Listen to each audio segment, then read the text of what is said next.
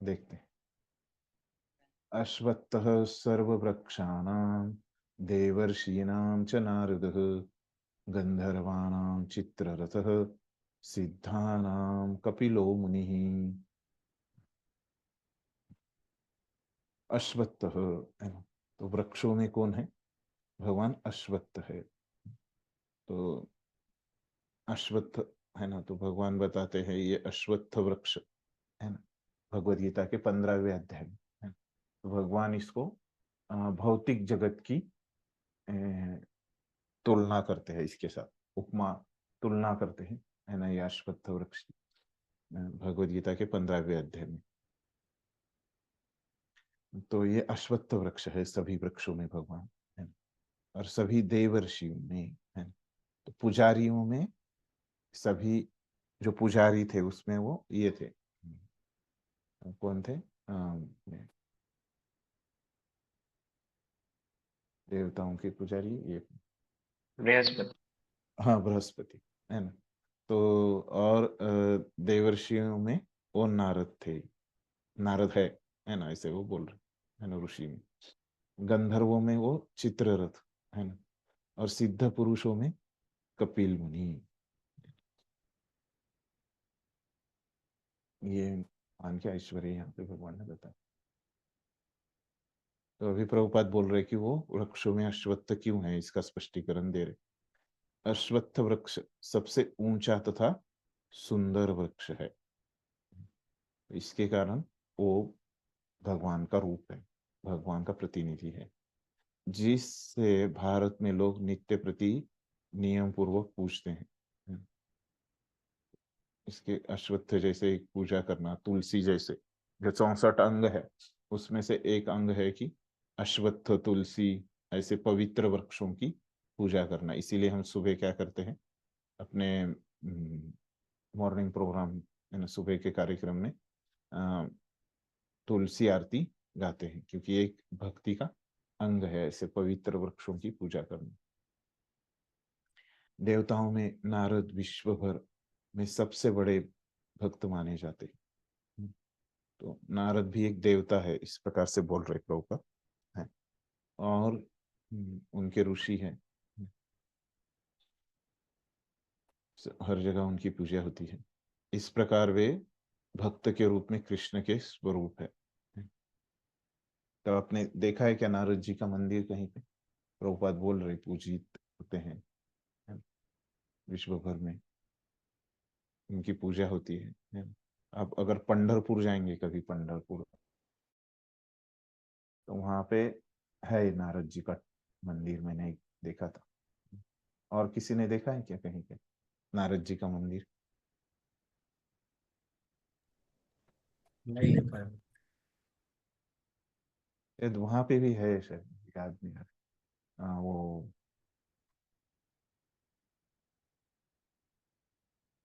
तो ये है ना, वृंदावन में एक वो गोपेश्वर महादेव से सीधा जाते हैं, वहां पे एक ऐसे ही एक है।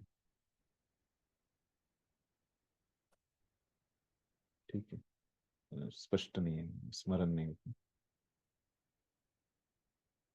इस प्रकार वे भक्त के रूप में कृष्ण के स्वरूप है।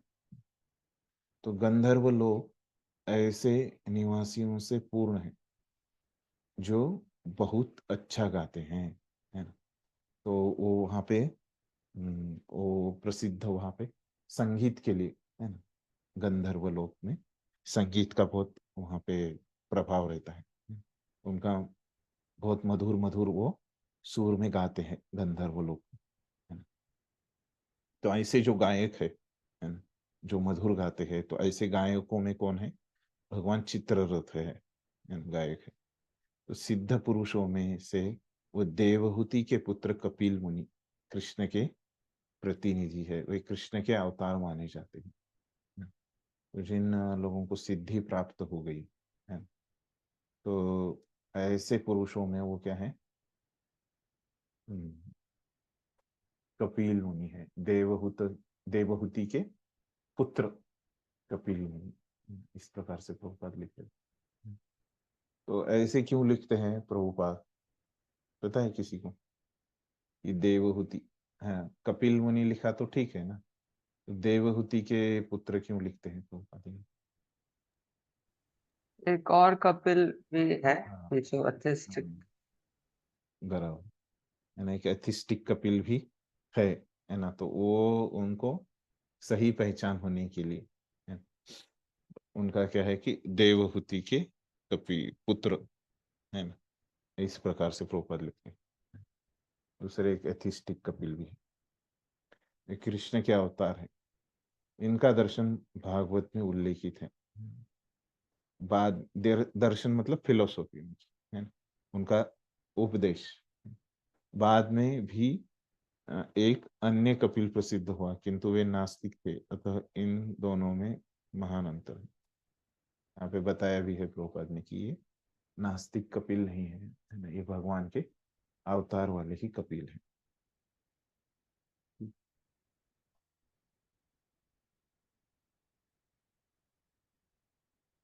तो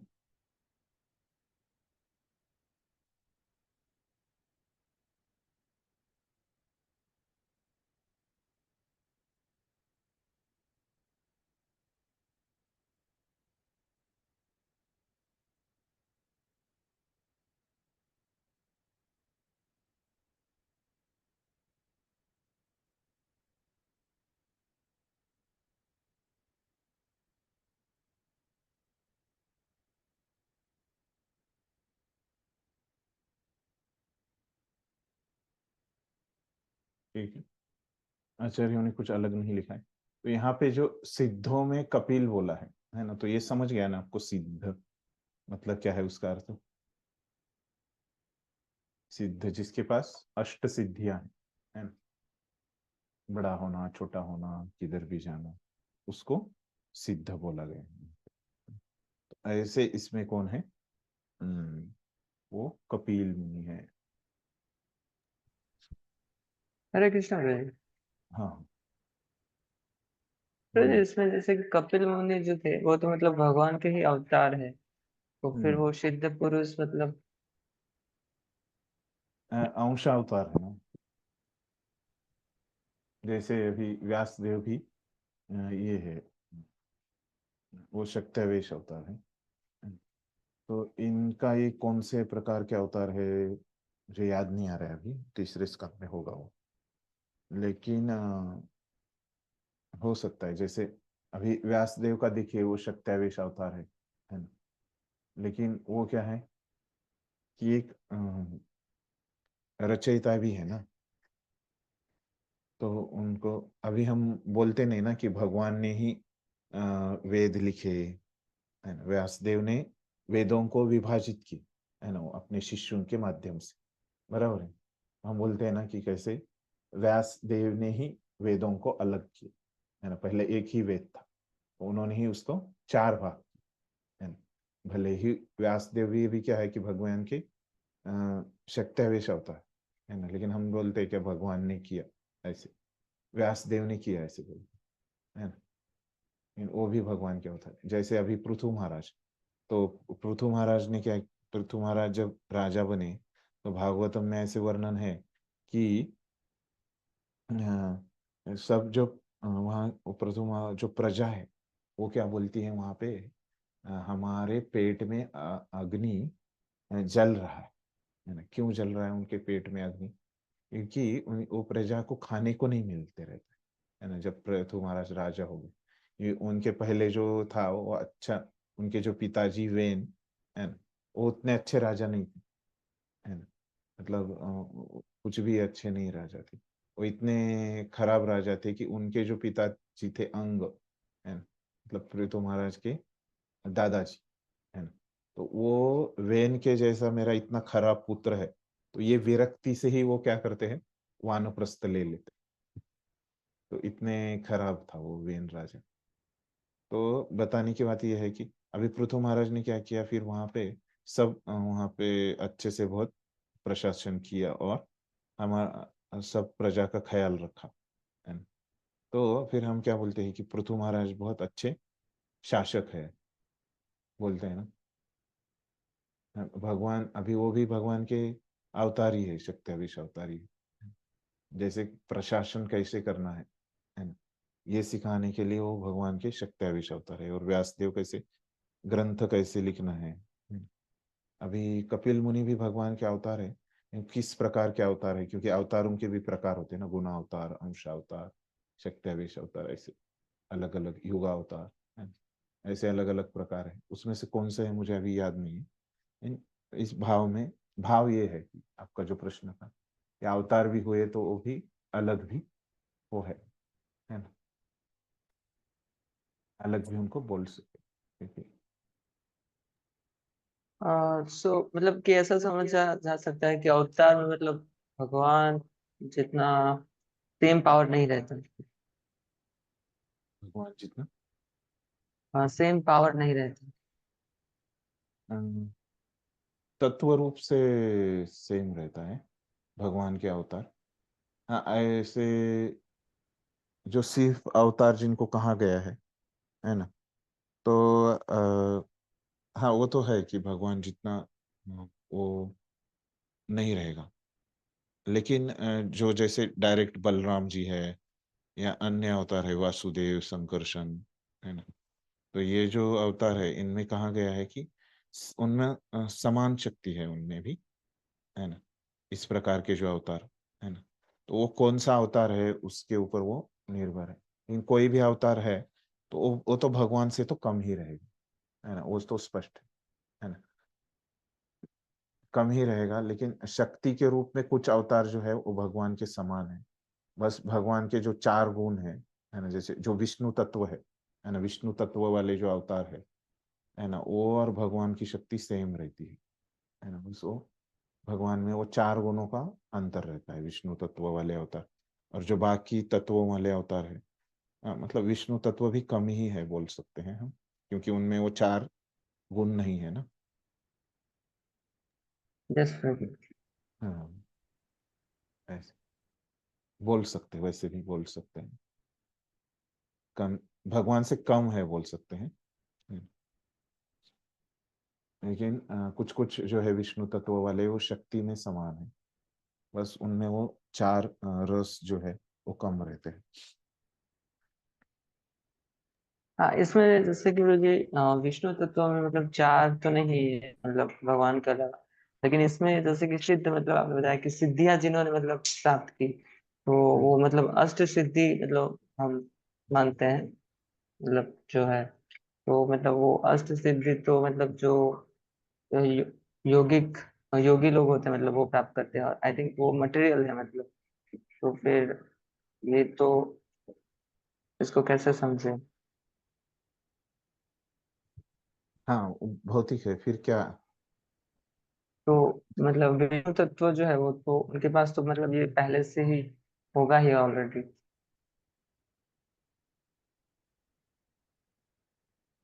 हाँ, हो सकता।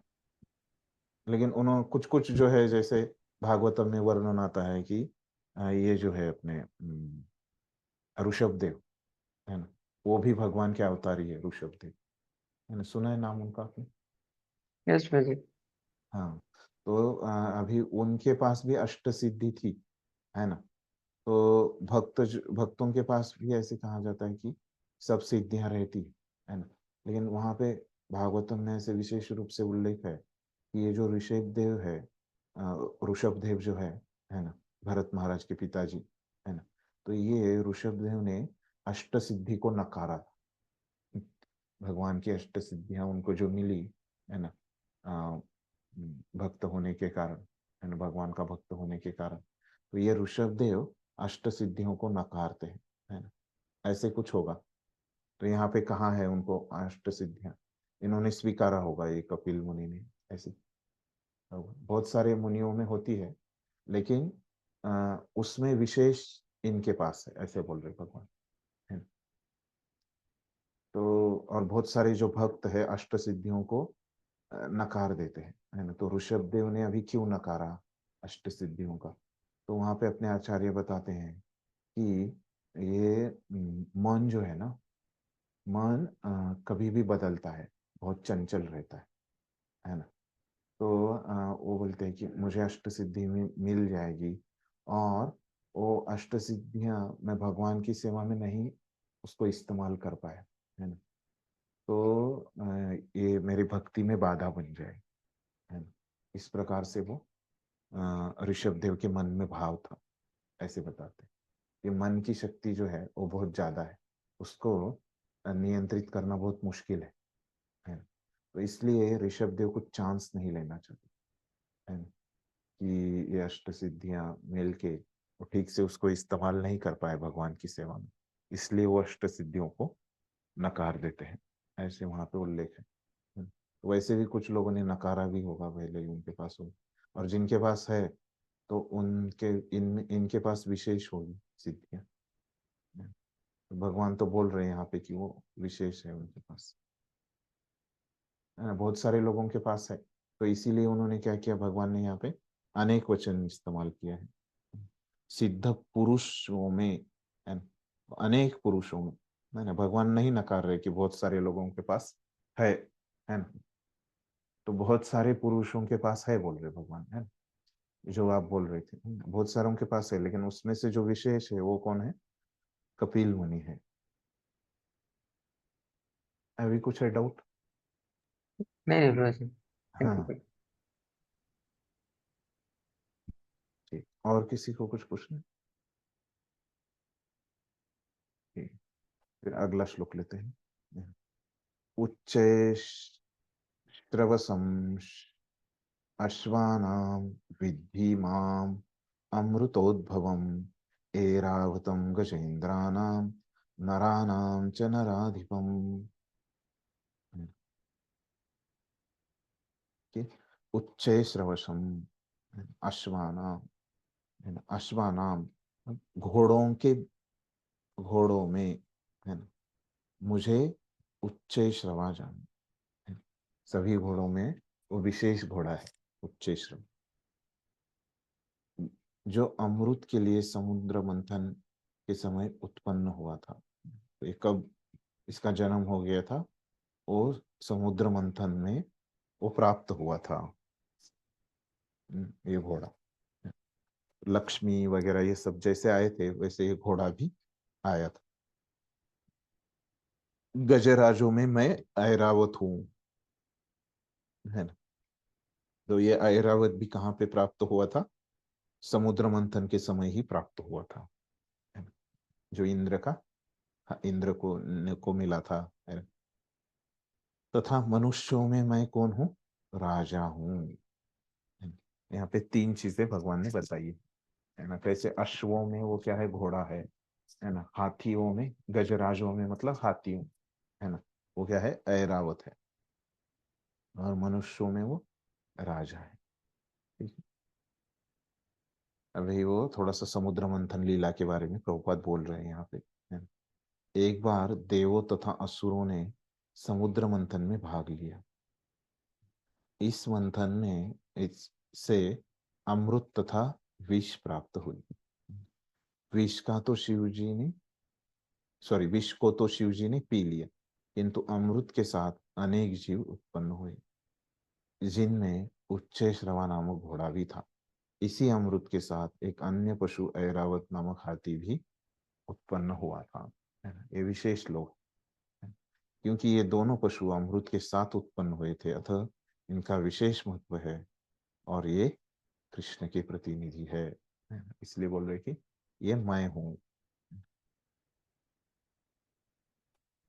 स्पष्ट हो गया। फिर अभी जो तीसरा बचा हुआ क्या है, मनुष्यों में राजा। तो मनुष्यों में राजा कृष्ण का प्रतिनिधि है, इस प्रकार, क्योंकि कृष्ण ब्रह्मांड के पालक है, और अपने दैवी गुणों के कारण नियुक्त किए गए राजा भी अपने राज्यों के पालन करता होते हैं। तो महाराज युधिष्ठिर, महाराज परीक्षित तथा भगवान राम जैसे राजा अत्यंत धर्मात्मा थे, जिन्होंने अपनी प्रजा का सदैव कल्याण सोचा। तो राजा शिबी, हम देखते हैं कि कैसे उन्होंने एक पक्षी को भी, है, पक्षी के लिए भी उन्होंने क्या किया था, अपने शरीर का मांस दे दिया था पक्षी की रक्षा करने के लिए भी, है।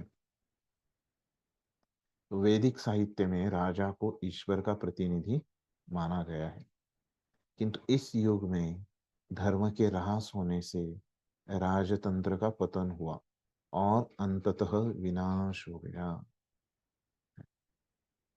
तो ये राजा जो है उसको क्या करना चाहिए, धर्म का पालन करना चाहिए, है ना, तभी ये काम करता है। लेकिन अगर धर्म का ह्रास हो गया तो क्या होता है, ये राजा की जो पद्धति है ना, मोनार्की जिसको हम बोलते हैं, राजशाही, है ना, हुकुमशाही, है ना, तो ये काम नहीं करती, है ना। धर्म के साथ अगर करेंगे तो ही ये काम करती है, और अंततः विनाश हो जाता है अगर धर्म का पालन नहीं किया तो। ये बहुत अच्छा है, लेकिन धार्मिक राजा होना चाहिए, धर्मवान होना चाहिए। किंतु यह समझना चाहिए कि भूतकाल में लोग धर्मात्मा राजाओं के अधीन रहकर अधिक सुखी थे, है ना। राजा अगर धर्मात्मा है तो वो बहुत अच्छा है ना? लोग वहां पे अधिक सुखी हो सकते हैं, है। और ये जो राजा है वो क्या है, भगवान का प्रतिनिधि है, क्योंकि दोनों पालन करते हैं। ये राजा भी पालन करता है ना, और भगवान भी पालन करते हैं, है ना, सब जीवों का। और ये सबका कल्याण सोचते हैं।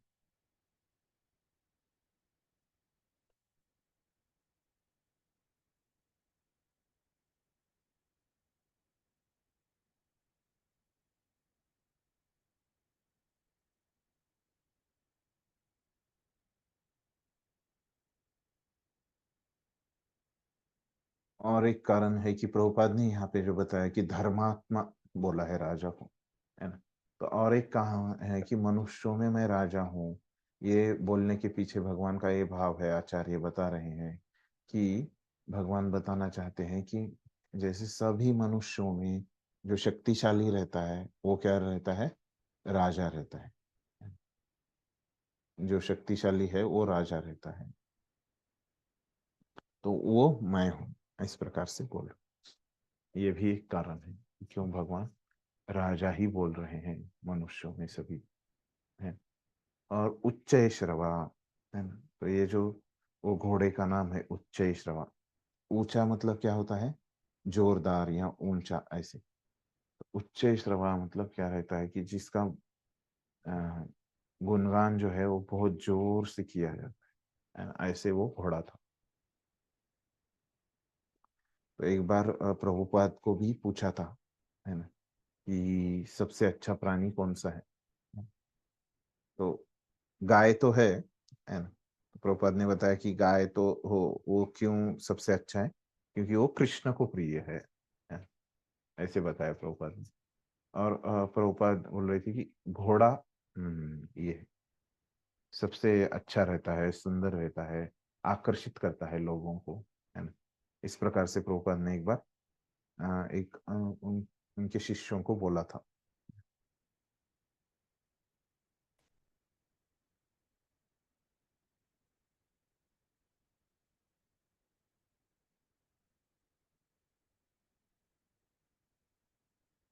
के बारे में।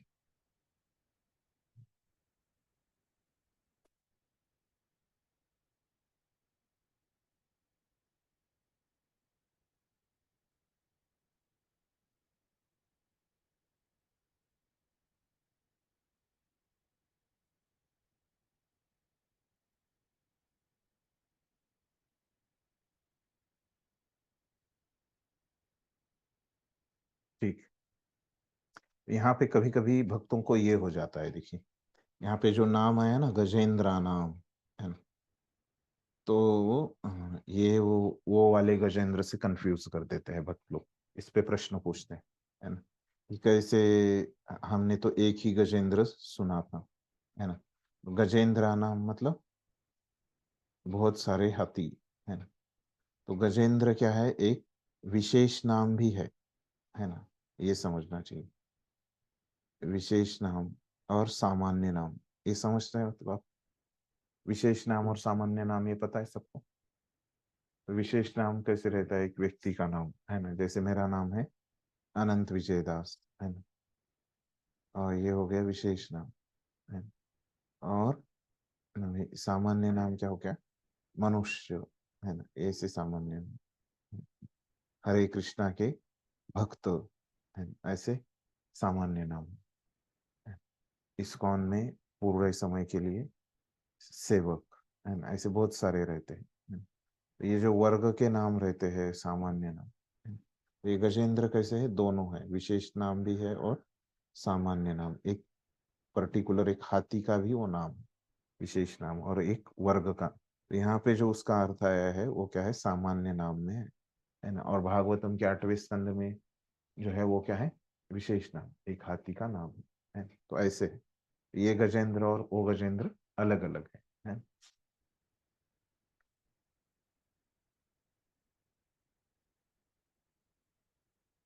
युधानाम अहम वज्रम, धेनूनाम अस्मि कामधुः, प्रजन चास्मि कंदर्पः, सर्पानाम अस्मि वासुकिः। तो क्या बोल रहे? आयुधानाम, है ना, मतलब क्या है कि वेपन, हथियारों में, है ना। अहम वज्रम, तो विशेष हथियार क्या है? सबसे विशेष हथियार वज्र है, जो एक ऋषि के हस्तियों से बना है ना, दधीची मुनि के हस्तियों से बना। गायों में सुरभि, है ना, सभी गायों में विशेष गाय कौन सी है? सुरभि गाय। संतति, उत्पत्ति के कारणों में प्रेम के देवता कामदेव। संतति अगर उत्पन्न करनी है ना, तो वो अच्छा कार्य है, और उसमें के कारणों में प्रेम के देवता कामदेव है, जिसके कारण संतति उत्पन्न होती है कामदेव के कारण। मतलब वो भगवान के प्रतिनिधि है वो संतति। अंततः तो सबको ये कारण तो भगवान ही है ना, लेकिन ये भगवान के प्रतिनिधि एक देवता जो है, उनके कारण संतति। संतति कैसे समझ सकते हैं? क्या हरे बोले? कृष्ण। हाँ बोलिए, सुनाई नहीं। संतति क्या है? सं, संतति। संतति मतलब ये बच्चे, अ, बच्चे जो होते हैं, है ना, बच्चे जो जन्म लेते, संतति उत्पत्ति मतलब बच्चे पैदा करने, ऐसे भी हम बोल सकते हैं। बच्चे जो यस। पैदा होते हैं उसका जो कारण है ना, वो उसमें कौन है? कामदेव है, जो आकर्षण रहता है ना, उनके माता पिता में, इसलिए फिर बच्चे पैदा होते हैं। तो वो कौन सा है? कामदेव की वजह से होता है। वो कामदेव भी क्या है? भगवान है, इसलिए। ठीक है। यस। हम्म। तथा सर्पों में मैं वासुकी हूँ, है ना।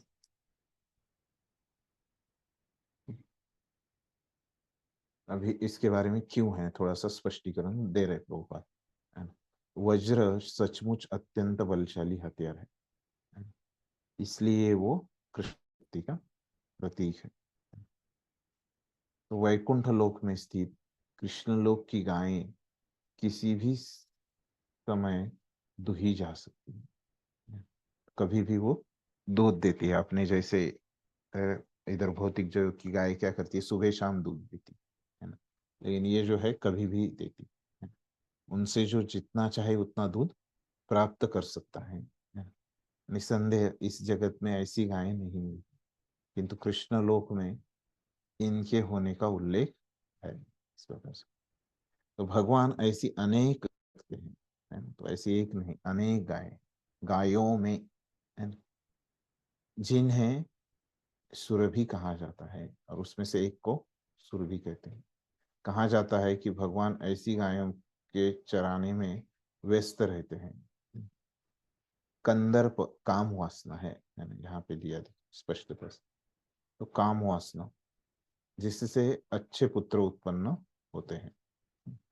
कभी कभी केवल इंद्रिय तृप्ति के लिए संभोग किया जाता है, किंतु ऐसा संभोग कृष्ण का प्रतीक नहीं है। तो कब किया तभी है जब जिसका उद्देश्य है कि पुत्र उत्पन्न करना, है ना, ऐसा अगर कोई संभोग करता है तो वो वही कृष्ण का प्रतीक है। नहीं तो वो इंद्रिय तृप्ति है ना। अच्छी संतान की उत्पत्ति के लिए किया गया संभोग कंदर्प कहलाता है और वह कृष्ण का प्रतिनिधि होता है।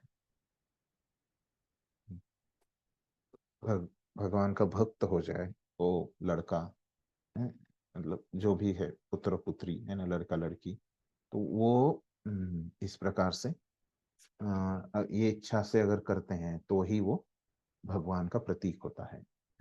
इस प्रकार से सिद्धांत है।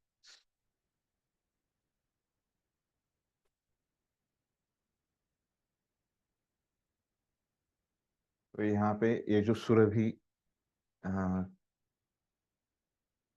गाय थी, है ना, धेनु नाम अस्मि कामधुक, है ना, ये जो बोला है ना, कामधुक सुरभि गाय, तो ये जो सुरभि गाय थी ये भी समुद्र मंथन से प्राप्त हुई हुई थी, है ना, इस प्रकार से आचार्यों ने लिखा है।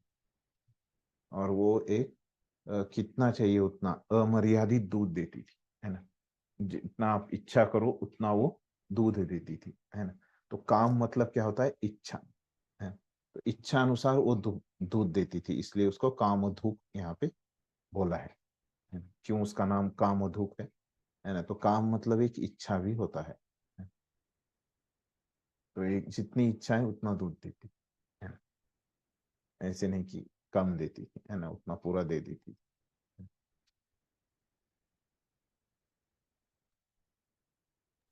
हरे कृष्णा ब्रो। हाँ हाँ बोलिए। तो ये जो सूरवी गाय है जो, वो तो समुद्र मंथन में से निकली थी, तो अभी गोलोक वृंदावन में कैसे है? पता नहीं उसके बारे में कुछ बताया नहीं, प्रभुपद बोल रहे वहां पे है वो, है ना। और आचार्यों ने भी बोला है ना, वहां पे कैसी गई वो देखना पड़ेगा, पूछना पड़ेगा। देखता हूँ, कुछ उसका कुछ उल्लेख नहीं है यहाँ पे। यस। तो क्योंकि यहाँ पे लिखा है स्पष्टता से कि है, ये विश्वनाथ चक्रवर्ती ठाकुर के इसमें लिखा है कि वो समुद्र मंथन से आई थी, है ना। और यहाँ पे प्रभुपाद भी लिख रहे हैं कि वो सुरभि कहते हैं ऐसे गोलोक वृंदावन की गायों में, है ना।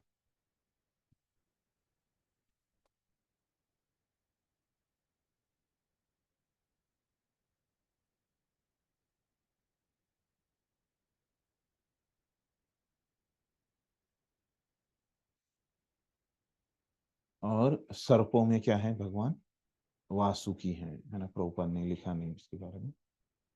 तो आचार्यों ने भी क्या लिखा है कि बस उतना ही लिखा है कि सर्पों में मैं वासुकी हूँ।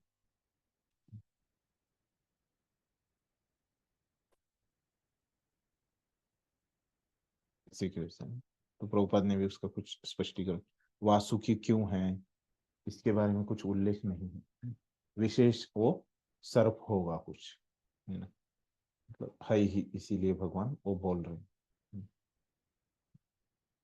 सर्पों में वो विशेष है, उसका कुछ बताया नहीं।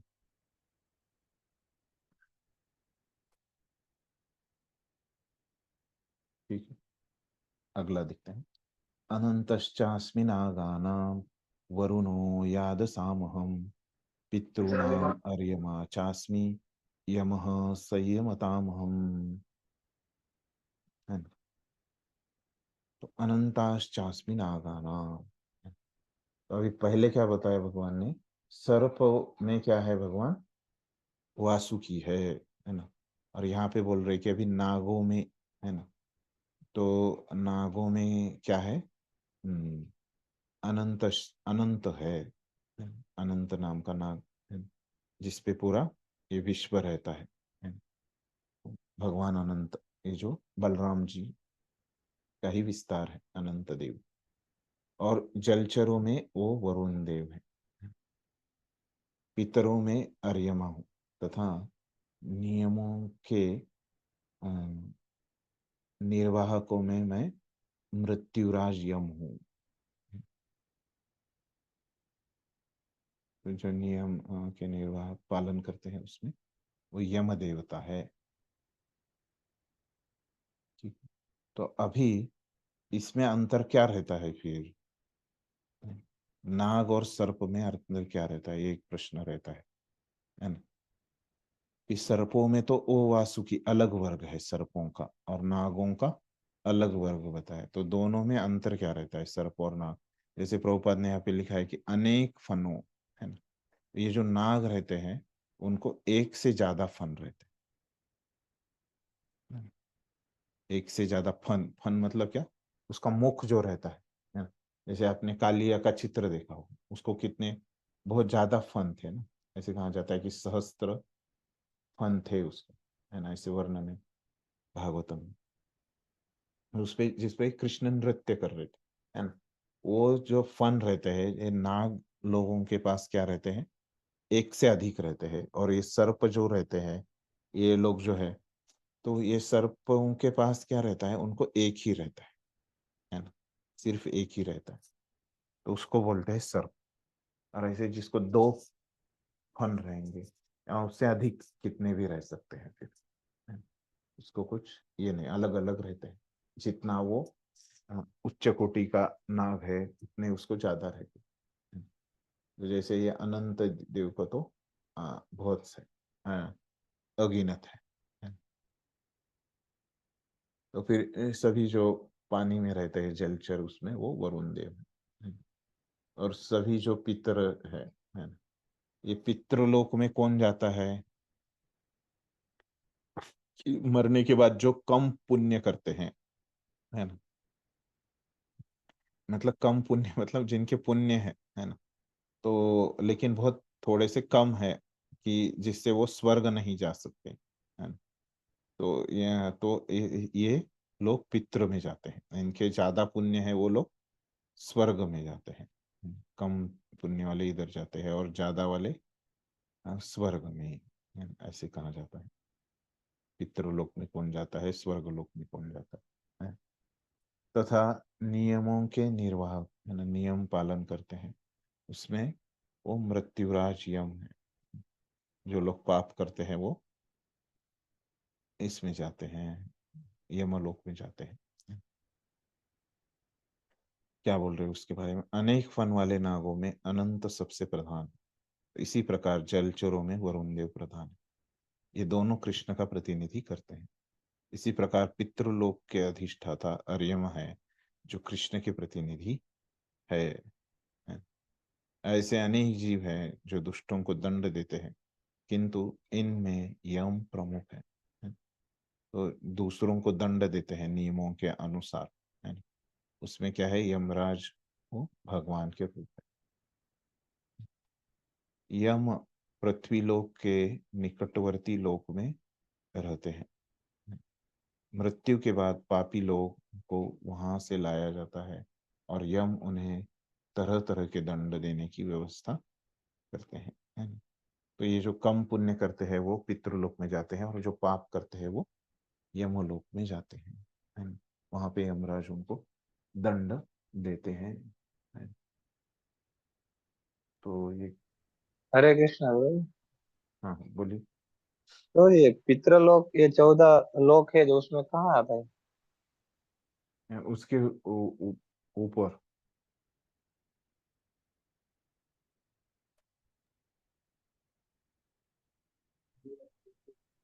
14 सत्यलोक से भी ऊपर है?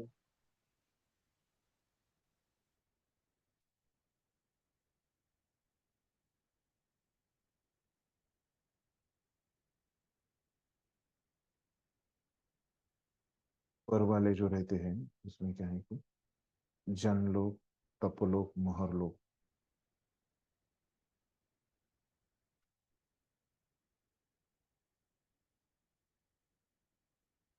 देखना पड़ेगा प्रोजेक्ट, मैं पूछता हूँ ये किसी को, तो एग्जैक्टली उसका ये क्या है।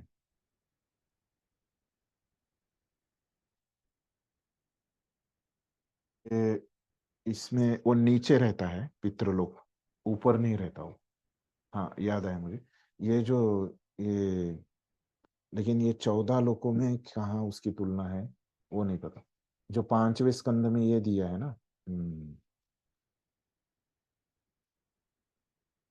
जो वर्णन किया है अपने इसका, सृष्टि का, कॉस्मोलॉजी जिसको बोलते हैं, है ना। तो वहां पे कैसे होता है कि अपना ये जो अनंत देव है, अनंत देव है ना, तो उनके नीचे ऐसे ये रहते हैं, 28 ऐसे ये लोक रहते हैं। लेकिन ये 14 इसमें कहाँ पे आता है ये नहीं समझ रहा। ये जैसे अपना ये है ना, ब्रह्मांड है, बोल नहीं निकल रहा। ये ब्रह्मांड जो है ना, वो किसके ऊपर स्थित रहता है?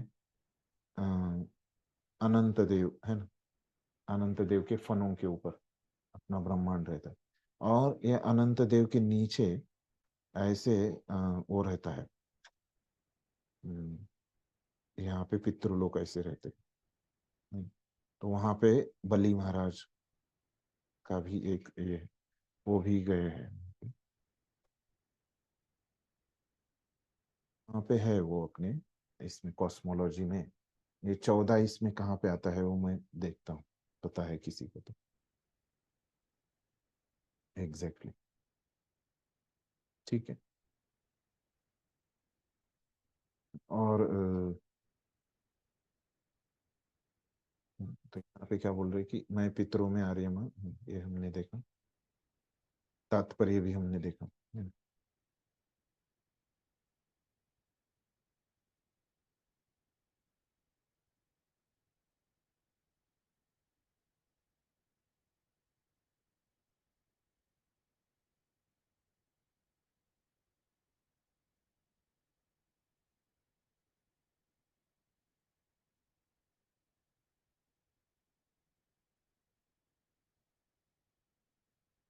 ठीक है। प्रह्लादश्चास्मि दैत्यानां कालः कलयतामहं मृगाणां च मृगेन्द्रोऽहं वैनतेयश्च पक्षिणां। क्या बोल रहे? प्रह्लादश्चास्मि दैत्यानां, है ना, जो दैत्य है, दानव, उनमें वो प्रह्लाद है, भक्त प्रह्लाद। काल, कालयतास्मि, दमन करने वाले में काल है। दमन करने वाले मतलब दूसरों को परास्त करने वाले, है ना, दूसरों को हराने वाले चीजों में वो काल है ना। तो ये काल जो है वो सबको हरा देता है ना। तो काल के प्रभाव से क्या हो जाता है, सब जो चलते हैं वो एक दिन चलना उनका बंद होता है ना। और जो नहीं चलते वो काल के प्रभाव से चलने लगते हैं। तो ऐसे ही होता है ना? तो काल सबको नष्ट कर देता है ना? सब कुछ बदलते रहता है। काल का एक है कि काल के प्रभाव से सब कुछ बदलते रहता है ना। सबको वो सबको परास्त कर देता है ना? तो दमन कर देता है सबका। तो बहुत बड़े बड़े राजा है, दूसरे बड़े बड़े राजाओं का, इन काल को कोई भी दमन नहीं कर सकता, इसलिए भगवान वो काल है। पशुओं में मैं सिंह हूँ बोल रहा। पशुओं में मैं सिंह हूँ, क्योंकि सिंह क्या है, राजा है पशुओं का, है ना। तथा पक्षियों में मैं गरुड़ हूँ।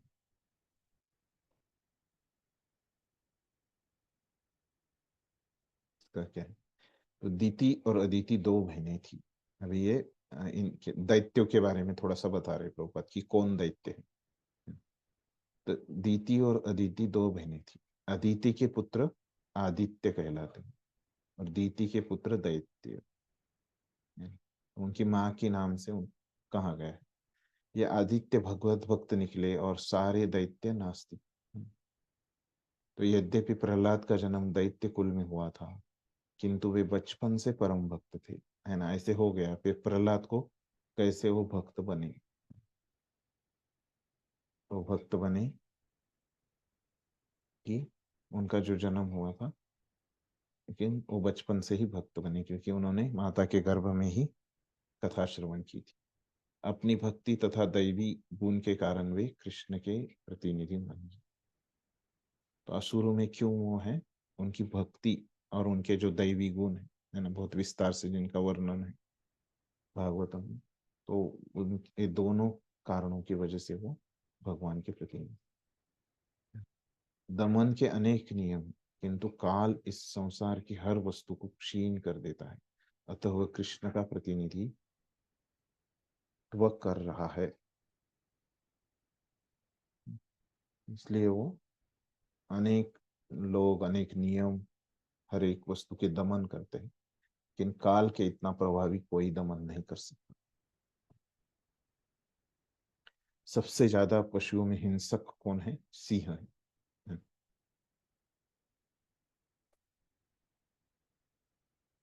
अन्न का वाहन होने से गरुड़ देव क्या है? इस सबसे महान है।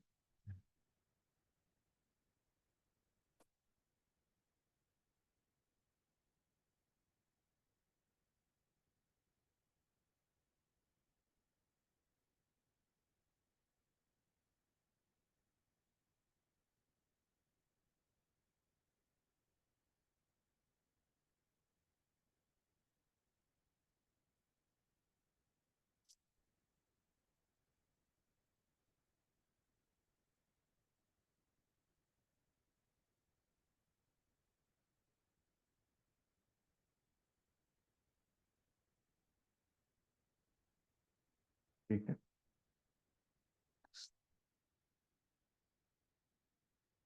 ऐसे बताया जाता है कि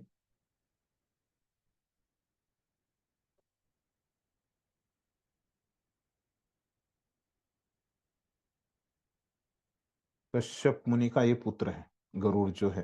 भगवान बोल रहे हैं कि पक्षियों में मैं गरुड़ हूँ, है ना। गरुड़ जो रहते हैं वो कश्यप मुनि और विनीता और कद्रु, ऐसे उनकी दो पत्नियां रहती है ना। और उसमें से ये विनीता के पुत्र रहते हैं, इसलिए उनको वैनतेय भी बोला जाता है। इस प्रकार मैंने सुना था एक प्रवचन में। और एक सुना था मैंने कि जो गरुड़ है ना, वो जब पंख हिलाते हैं, है ना, तो उनसे क्या होता है? वेदों का ध्वनि भी आता है। जो वेदों का, है ना, जो श्लोक है उसका ध्वनि आता है उनके पंखों से, है ना, ऐसे कहा जाता है। तो इसीलिए लोग गरुड़ जी को क्या प्रार्थना करते हैं कि हमको ये वेदों का जो सार है ना, वो हमको समझ में आ जाए, है ना, ये वेदों का जो ज्ञान हमको प्रकट हो जाए, है ना। ऐसे भी बहुत सारे लोग गरुड़ जी को प्रार्थना करते हैं कि उनके पंखों से वो ध्वनि निकलता है।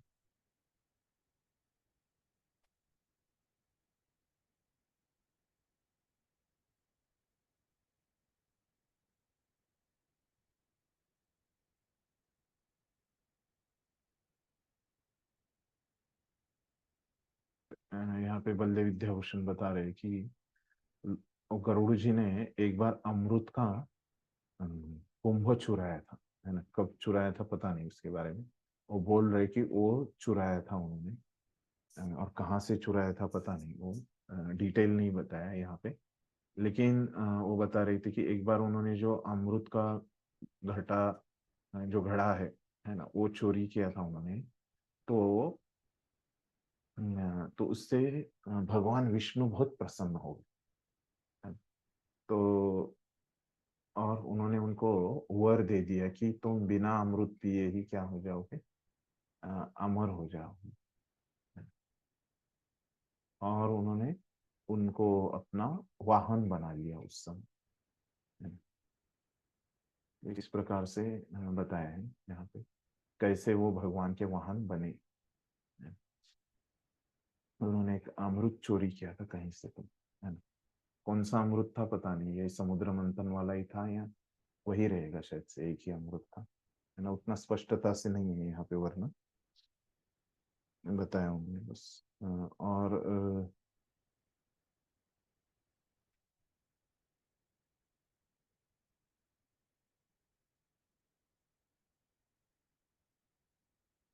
बाकी तो वही लिखा है आचार्य ने।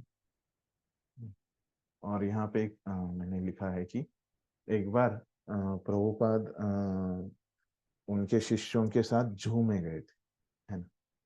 तो जू में क्या हो गया कि वहाँ पे, जैसे आपने भी कहीं आप गए होंगे तो प्राणी संग्रहालय में, जू में, तो क्या करते हैं वहाँ पे, वो पशुओं को थोड़ा सा वो लोग परेशान करते हैं, उनको कुछ ऐसे पॉपकॉर्न ये वो खिलाते रहते हैं और उनको थोड़ा सा परेशान करते हैं। तो वैसे ही ये प्रभुपाद के शिष्य भी कर रहे थे और वो सिंह के साथ कर रहे थे, है ना। तो उस समय प्रभुपाद क्या बोलते हैं कि उनको, वो राजा है सिंह, है ना, तो उसको आदर देना चाहिए, तो उस सिंह के साथ तुम ऐसे मत करो। ऐसे भी एक प्रसंग है ना, हुआ था प्रभुपाद के साथ। ठीक है, फिर आगे बढ़ते हैं। पवनः पवन पवनः पवताम् अस्मि, रामः शस्त्र भृतामहं, झषाणां मकरश्चास्मि, श्रोतसाम अस्मि जाह्नवी। तो समस्त पवित्र करने वाले में मैं वायु हूँ, है ना। पवताम मतलब पवन, ना पवित्र करना, पुण्य पवनी, है ना, पवित्र करना। तो समस्त पवित्र करने वाले मैं वायु हूँ। शस्त्रधारियों में मैं राम, है, जो शस्त्र लेके, मछलियों में मैं मगर हूँ और नदियों में मैं गंगा हूँ, इस प्रकार से। तो समस्त जलचरों में मैं मगर सबसे बड़ा और मनुष्यों के लिए सबसे घातक होता है। तो मगर कृष्ण का प्रतिनिधित्व करता है ना, बड़ा है सबसे और वो घातक है ना, ये कारण प्रभुपाद ने दिया।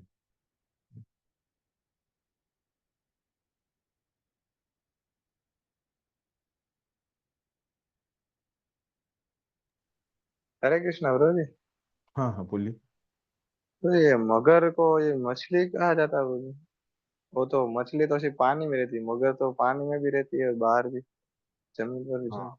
ये हिंदी में थोड़ा सा मैं वही देख रहा था अभी आप पूछने से पहले। तो इंग्लिश में जो कहा गया है, प्रभुपाद ने शार्क कहा गया है मगर को, और एक्वेटिक कहा गया है ना। तो वही यहाँ पे उन्होंने क्या किया, एक्वेटिक को जलचर कर दिया यहाँ पे, है ना, और शार्क बोल रहे हैं यहाँ पे, है ना।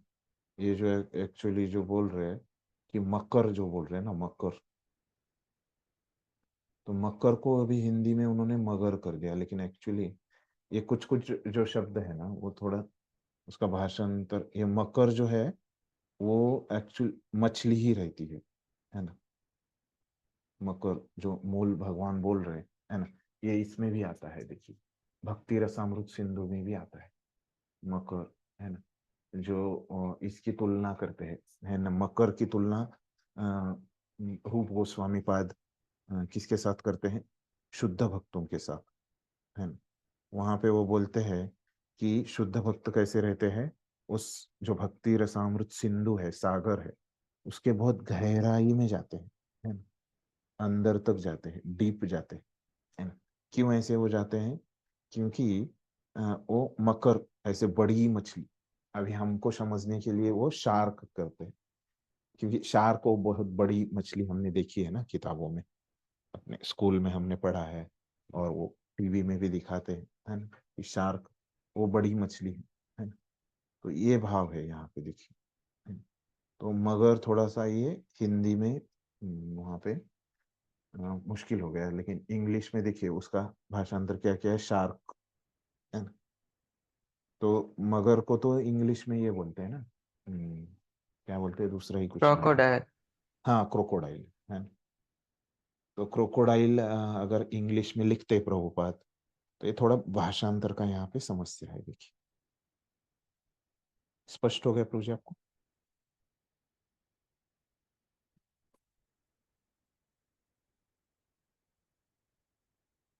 ठीक है, क्लियर है ना।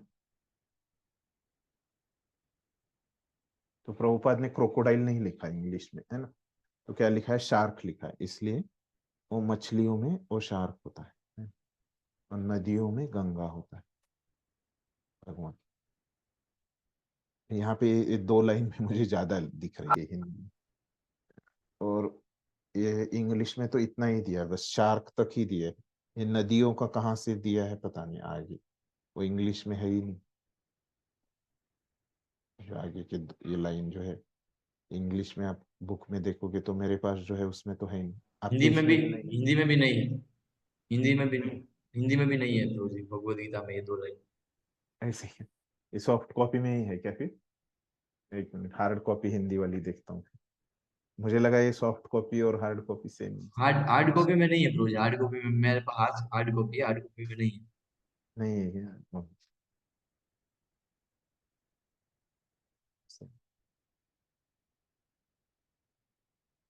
मेरी थोड़ा सा कहीं तो ऐसे एक आध दो श्लोक अलग है शायद। कितना 21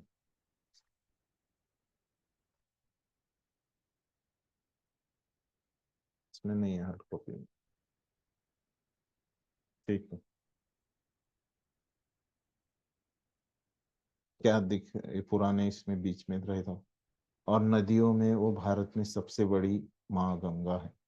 रामायण के भगवान राम जो श्री कृष्ण के अवतार है, योद्धाओं में सबसे अधिक शक्ति, वही लिखा है उन्होंने, है ना, विशेष कुछ नहीं लिखा है। ये बस वो है ना, कारण कुछ नहीं लिखा है। हरे कृष्ण हाँ हाँ बोलिए। जी।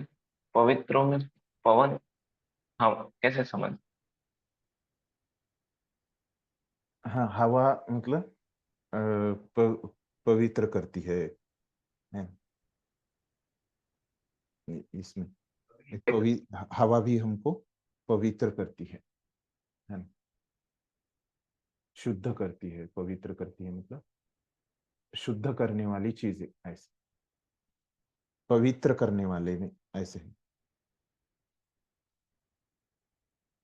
जो चीजें पवित्र जैसे करती है, शुद्ध शुद्ध करती है पानी, ना। पानी से पवित्र होते हैं। हाँ, वो अभी वेदों का वाक्य है कि आ, है वो पवित्र होता है उससे, है ना? मैंने उसको ये एक्सेप्ट कर। अभी अभी कोई पूछेगा जो पानी से कैसे पवित्र होते हैं, अभी आधुनिक लोगों का उसमें भी विश्वास नहीं है ना, वो नहाते ही नहीं, है ना। तो ये अभी हमको पता नहीं है ना कि ऐसे इससे पवित्र होता है। ये शास्त्रों में बोला है तो उसको हमको एक्सेप्ट करना पड़ेगा। मैं ये ऐसे मैंने सोचा इसके बारे में कि ये इसलिए क्योंकि अभी आगे जाके लोग ऐसे आएंगे कि संस्कृति बदलती है ना, ये थोड़ा संस्कृति की वजह से ऐसे हो रहा है ना, कि उनको पानी कैसे पवित्र, गोमूत्र कैसे पवित्र करता है ना। ईशोपनिषद में हमने देखा कि ऐसे गोमूत्र वो तो ना ये है ना, वेस्टेज है गाय का, लेकिन वो कैसे पवित्र करता है ना? ऐसे ऐसे इसको समझ सकते हैं, है ना। ये एक इसका उत्तर हो सकता है कि कैसे हमको ये पवित्र है ना, वो करता है मतलब यहाँ पे बोला है कि वो पवित्र करने वाला है ना, इसको हम ऐसे स्वीकार कर सकते हैं, है ना। ये शास्त्रों की बात है इसलिए। यस। हाँ,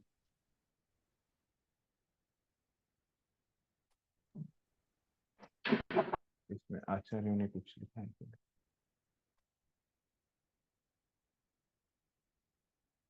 यहाँ पे जो राम है ना, तो ये राम परशुराम है बोल रहे आचार्य, है ना। आई एम राम, भगवान ने बस राम बोला है। हम्म, राम शॉर्ट में बोला है। तो आचार्य अपने बता रहे कि वो राम मतलब परशुराम है।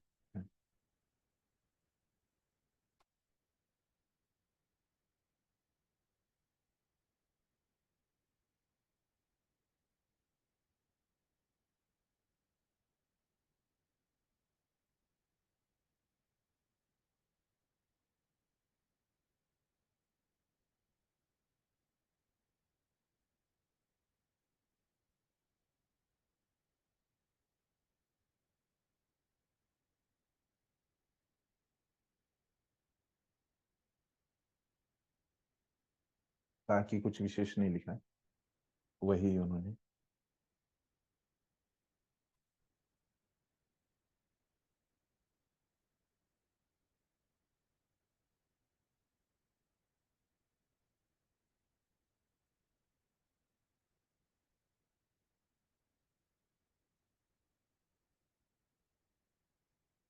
अगला देखते हैं। सर्गानाम आदि अंतश्च मध्यम चैवाहम अर्जुन अध्यात्म विद्या विद्यानाम वादः प्रवदातामहम। क्या बोल रहे हैं अर्जुन? हे अर्जुन, मैं समस्त सृष्टियों का आदि मध्य और अंत हूँ। तो सब पूरे सृष्टि में जो आदि रहता है वो भी भगवान है, मध्य भी भगवान है। आदि मतलब जो सृष्टि से पूर्व है ना, एकदम शुरू में, प्रारंभ में है ना, प्रारंभ उसमें। और अंत है ना, सब ये प्रलय होने जाने के बाद भी वही भगवान ही है। मैं समस्त विद्याओं में अध्यात्म विद्या हूँ। ये अध्यात्म विद्या विशेष है। इस हम इसको इस भौतिक जगत में प्राप्त कर सकते हैं और इस विद्या से हम कहाँ जा सकते हैं? आध्यात्मिक जगत जा सकते हैं। ये विशेष विद्या है सभी विद्याओं में। इस भौतिक जगत की सभी विद्याओं में वो विशेष विद्या है, अध्यात्म विद्या। सृष्टियों में सर्वप्रथम समस्त भौतिक तत्वों की सृष्टि की जाती है। जैसे कि पहले बताया जा चुका है, यह दृश्य जगत महाविष्णु गर्भोदक्षय विष्णु तथा क्षीरोदक्षय विष्णु द्वारा उत्पन्न और संचलित है। बाद में इसका संहार शिव जी द्वारा किया जाता है। ब्रह्मा गौण सृष्टा है। सृजन, पालन तथा संहार करने वाले ये सारे अधिकारी परमेश्वर के भौतिक गुणों के अवतार है। अतः है अतः वे समस्त सृष्टि के आदि मध्य तथा अंत है। तो भगवान के ही सब जो अवतार है ना, वही सब सृजन, पालन और संहार करते हैं। इसलिए भगवान आदि मध्य अंत। उच्च विद्या के लिए ज्ञान के अनेक ग्रंथ हैं। 4 वेद, उनके 6 वेदांग, वेदांत सूत्र, तर्क संग्रह, धर्म ग्रंथ, पुराण, इस प्रकार कुल 14 प्रकार के ग्रंथ है। ये हमने देखा है ईशोपनिषद के पहले। इनमें से अध्यात्म विद्या संबंधी ग्रंथ विशेष रूप से वेदांत सूत्र कृष्ण का स्वरूप है। विशेष रूप से वेदांत सूत्र है ना, जो वेदों का सार है। ये वेदांत सूत्र में कितने सूत्र हैं? 555 सूत्र है ना, जिसके ऊपर अपने आचार्य बलदेव विद्याभूषण इन्होंने टीका लिखी है ना?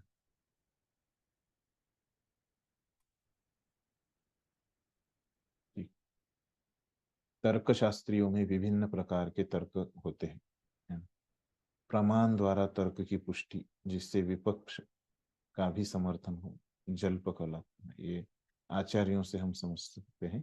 उन्होंने फिर बाद में हम प्रभुपाद का ये पढ़ेंगे, है, तो समझ में आ जाएगा आसानी से। तो अभी यहाँ पे ऊपर का स्पष्ट हो गया है ना। तो अभी यहाँ पे जो स्पष्टीकरण है ना, तर्क शास्त्रियों में मैं निर्णायक सत्य हूँ, है ना? तो यहाँ पे बोल रहे कि among logician I am the conclusive truth, है ना? इस प्रकार से जो तर्क शास्त्री, तर्क करने वाले लोग हैं, है ना? उसमें भगवान क्या है? सत्य है। या इस पे आचार्यों ने बहुत अच्छे से समझाया है, वो हम पढ़ेंगे।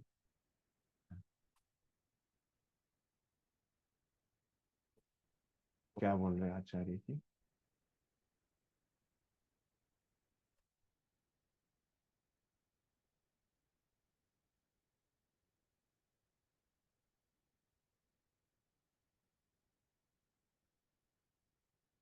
तो भगवान ने बोला है कि वाद, मैं वाद हूं, है ना, प्रवदताम मतलब तर्कों में, है ना। तो वो बताते हैं कि वो 3 प्रकार के तर्क होते हैं, है ना। तो वाद, जल्प और वितंड, है ना। वाद जो भगवान बोल रहे हैं कि वो है, और जल्प और वितंड, ऐसे। तीन प्रकार के तर्क होते हैं बोल रहे आचार्य। वितंड स्पष्ट लिखता हूं।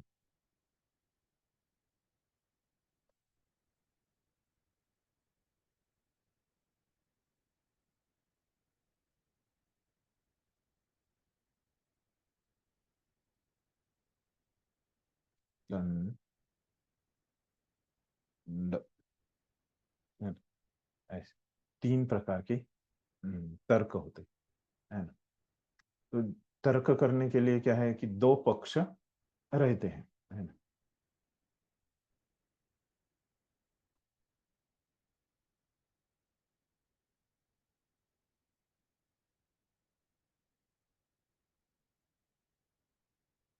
तो क्या करते हैं जब दो पक्ष रहते हैं, दो पक्ष क्या करते हैं, एक दूसरे को हराने का प्रयास करते हैं, है ना, किसमें, तर्क में, है ना। लेकिन वो क्या करते हैं, दोनों पक्ष क्या करते हैं, छल करने का मतलब दूसरों को फंसाने का प्रयास करते हैं, है ना?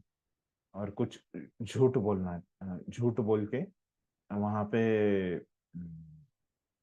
ऐसे तर्क वहां पे प्रस्तुत करते हैं, है ना, सच के आधार पे नहीं, झूठ के आधार पे, है ना। और तो ऐसे तर्क को क्या बोलते हैं, जल्प, है ना। दो पक्षों में वो क्या करते हैं, एक दूसरे को हराने के लिए थोड़ा झूठ का इस्तेमाल करते हैं, है ना। झूठ थोड़ा सा वो असत्य चीजों का इस्तेमाल करते हैं, है ना, उसको बोलते हैं जल्प। ऐसे जल्प की व्याख्या उन्होंने की है ना? और ये वितंड में क्या रहता है कि दो पक्षों में क्या करते हैं कि वो दूसरे पक्षों को हराते हैं, है ना, लेकिन खुद का पक्ष प्रस्तापित नहीं करते, है ना। एक पक्ष जो है दूसरे पक्ष को हराता है ना। मतलब ये हराता है मतलब क्या करता है कि दूसरे का गलत है ये साबित करता है, लेकिन सही क्या है वो साबित नहीं कर पाता, है ना। उसको क्या बोलते हैं, वितंड, है ना। है ना? ये दोनों में क्या रहती है, उनको खुद को जीतने की ही इच्छा रहती है ना? वो सत्य क्या है उससे उनको कुछ लेना देना नहीं रहता है। तो ये वाद क्या रहता है, तो वाद में दो पक्ष लड़ते हैं, है ना? तो वो पूरी सच्चाई से लड़ते हैं, और किसके लिए लड़ते हैं, सत्य क्या है ये जानने के लिए, है। तो दोनों पक्ष सत्य क्या है, ये जानने के लिए वो लड़ते हैं, दोनों पक्ष, है ना। उसको बोलते हैं वाद, सभी तर्कों में। तो ये तीन प्रकार के तर्क रहते हैं, है ना? तो इसलिए भगवान बोल रहे हैं कि ये तीनों में कौन सा अच्छा है फिर, है ना, वाद ही अच्छा है ना? हम देखा किस जगह से सब चीजों में अच्छे कौन है, भगवान ही है ना। तो इसलिए जैसे तर्कों में भी तीन तर्क है, उसमें अच्छा भगवान ही, वाद है ना।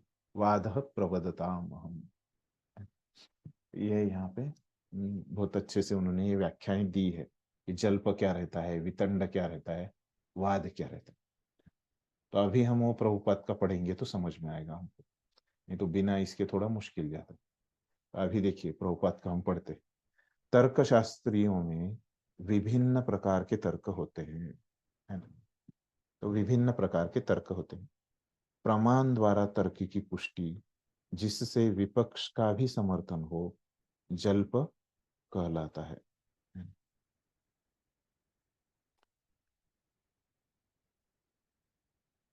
तो इसमें क्या होता है कि प्रमाण द्वारा तर्क की पुष्टि, है ना, जिससे विपक्ष का भी समर्थन होता है। तो विपक्ष को भी उसमें समर्थन किया जाता है ना, लेकिन प्रमाण है ना।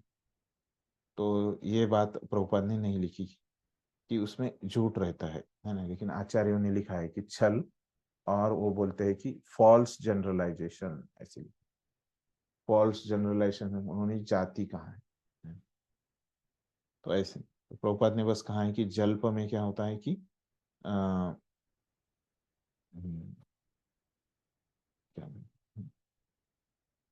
जल्प में बस समर्थन करते हैं एक दूसरे का, है ना, विपक्ष का भी वो समर्थन करते हैं, उसको जल्प कहते हैं, है ना। फिर प्रतिद्वंदी को हराने का प्रयास, वो वितंड है। ये सेम है आप प्रभुपाद का और आपका, है ना, यहाँ आचार्यों का, कि वितंड में क्या है कि दूसरों को सिर्फ हराते हैं, सत्य क्या है वो नहीं बताते, है ना। और वाद में क्या है कि वास्तविक निर्णय, मतलब सत्य क्या है ये जानने का प्रयास होता है, उसको वाद बोलते हैं, है ना। तो ये सब में क्या है, निर्णयात्मक सत्य कृष्ण का स्वरूप है। यहाँ पे सत्य इस्तेमाल किया गया, यहाँ पे बस वास्तविक निर्णय बोला प्रभुपाद ने वाद को, और यहाँ पे सत्य बोल रहे हैं, है ना। तो ऐसे थोड़ा थोड़ा बताया। तो निर्णयात्मक सत्य कृष्ण का स्वरूप है। ठीक है, ये स्पष्ट हो गया।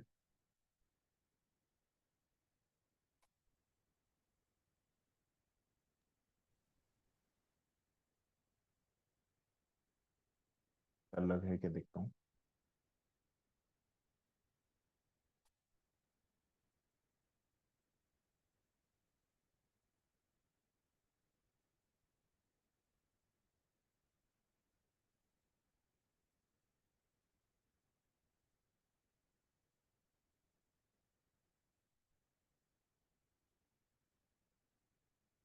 तो ये जो है वेदांत सूत्र अध्यात्म विद्या, मतलब वो प्रभुपाद ने भी लिखा है कि कैसे अध्यात्म विद्या मतलब वेदांत सूत्र है। वही बताया आचार्य ने। और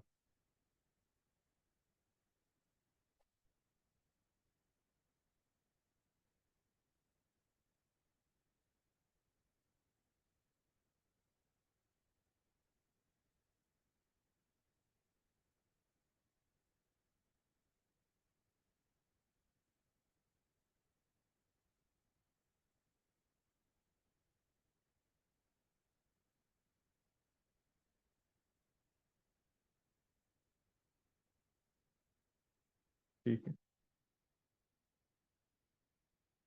इतना ही अलग है।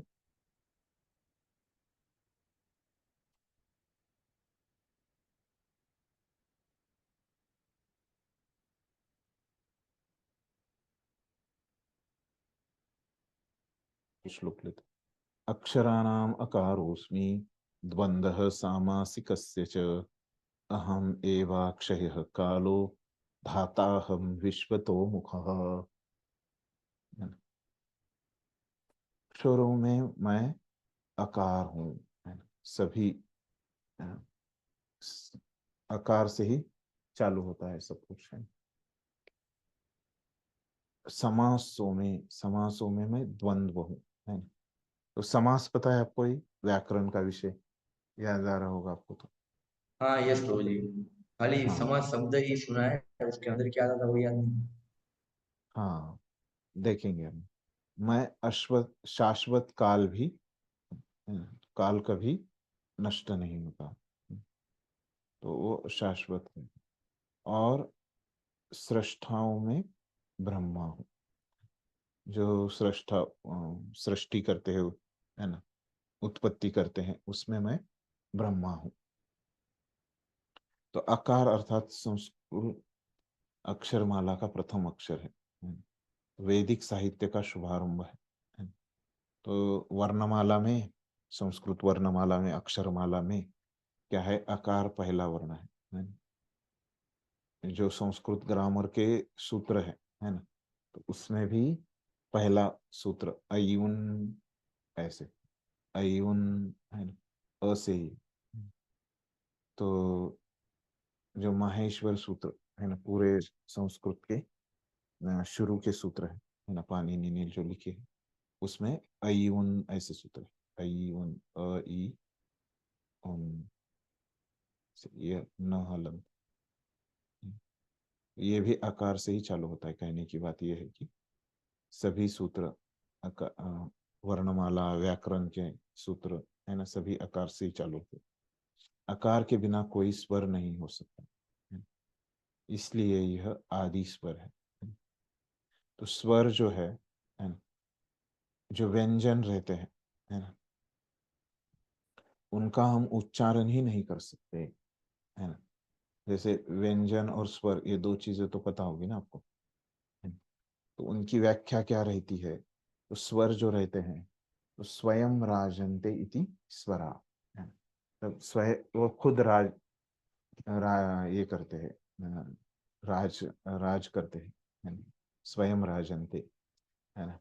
तो वो खुद राज करते हैं, मतलब इसके पीछे क्या है कि वो उनकी तो कोई प्रजा नहीं है ना? मतलब उनका उच्चारण हम कर सकते हैं, है ना? लेकिन जैसे व्यंजन जो है क ख ग घ य, है ना, क ख ग घ, तो ये जो है इनका हम उच्चारण ही नहीं कर सकते बिना स्वरों के, है ना? तो ये जो रहता है मूल, है ना, इनका पैर ऐसे रहता है ना, मतलब ये व्यंजन है ना? तो ये क ऐसे रहता है, क ऐसे क, फिर मतलब उसमें स्वर ही नहीं आना चाहिए। तो ये व्यंजन जिसके ऊपर निर्भर रहते हैं, है ना, स्वरों के ऊपर, ये अन्वग भवति व्यंजना, ऐसे भी स्वयं राजते इति स्वरा, अन्वग भवति व्यंजना। अन्वग मतलब क्या, इसके ऊपर वो जो डिपेंड रहते हैं उच्चारण करने के लिए दूसरों के ऊपर, उनको व्यंजन बोलते हैं, है ना? तो ये सब जो व्यंजन है उच्चारण करने के लिए स्वरों के ऊपर डिपेंड रहते हैं, और सभी स्वरों में वो आकार के ऊपर वो डिपेंड रहते हैं। इस प्रकार से ये भी यहाँ पे बोला, तो इसलिए वो आदि स्वर है। ठीक है, ये इसलिए वो भगवान बोल रहे कि मैं हूँ, है। तो संस्कृत में उसी तरह से हर एक भाषा में रहते हैं ये सामासिक शब्द, है ना? तो सामासिक शब्द मतलब क्या होते हैं कि दो या ज्यादा शब्दों को मिला के, है ना, एक शब्द बनता है, उसको बनते हैं सामासिक शब्द, है। किस कैसे दो या ज्यादा शब्दों को मिला के एक जगह पे बनाते हैं, तो उसमें कैसे होता है कि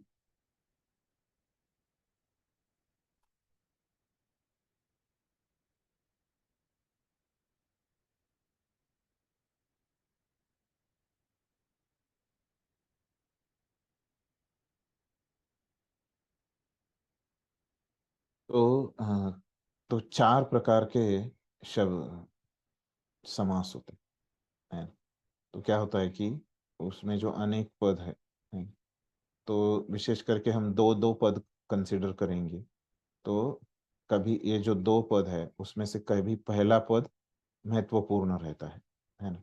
दूसरा पद महत्वपूर्ण नहीं रहता है। फिर दूसरे प्रकार का, ये पहले प्रकार का समास हो गया, है ना? और ये दूसरे प्रकार के समास में क्या होता है कि ये दूसरा पद महत्वपूर्ण रहता है, पहला नहीं रहता। और तीसरे प्रकार के समास में क्या होता है कि ये दोनों पद महत्वपूर्ण नहीं होते, कोई और ही पद महत्वपूर्ण रहता है, उसको अन्य पद प्रधान बोलते हैं, है ना? और जो चौथे प्रकार का रहता है उसमें क्या होता है कि दोनों पद महत्वपूर्ण होते हैं, है ना? तो इसका जो नाम है इसमें दोनों पद महत्वपूर्ण होते हैं, उसको बोलते हैं द्वंद्व समास। द्वंद्व, है ना? तो ये जो है द्वंद्व समास, तो ये बोल रहे कि भगवान, क्योंकि यहाँ पे दोनों चीज को महत्वपूर्ण है। सब ही महत्वपूर्ण है उस समास में, है ना, सब कुछ। तो जैसे अभी ये शब्द है राम कृष्ण, ये एक ही शब्द है ना? तो इसमें अभी, लेकिन वास्तव में इसमें क्या शब्द है, दो शब्द है, राम और कृष्ण, इनको मिला के एक शब्द बन गया, राम कृष्ण, ऐसे बन एक ही शब्द बन गया। तो इसमें क्या है कि दोनों शब्द में, इसका अगर अर्थ करने जाओगे, राम कृष्ण ऐसे एक शब्द है आपके पास, इसका जब अर्थ करने जाओगे तो दो अर्थ बनेंगे, राम राम च कृष्ण च, ऐसे उसका ये हो जाएगा, सामासिक विग्रह हो जाएगा, राम च कृष्ण च, है ना? तो मतलब क्या है कि राम और कृष्ण दोनों भी, तो यहाँ पे दोनों पद प्रधान है ना? ठीक।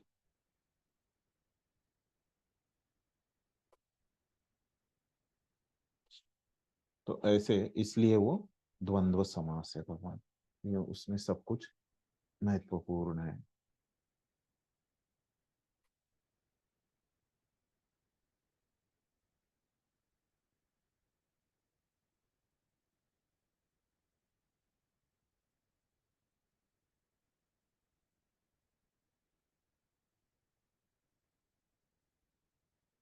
प्राकृतो लिखा है प्रभुपाद ने।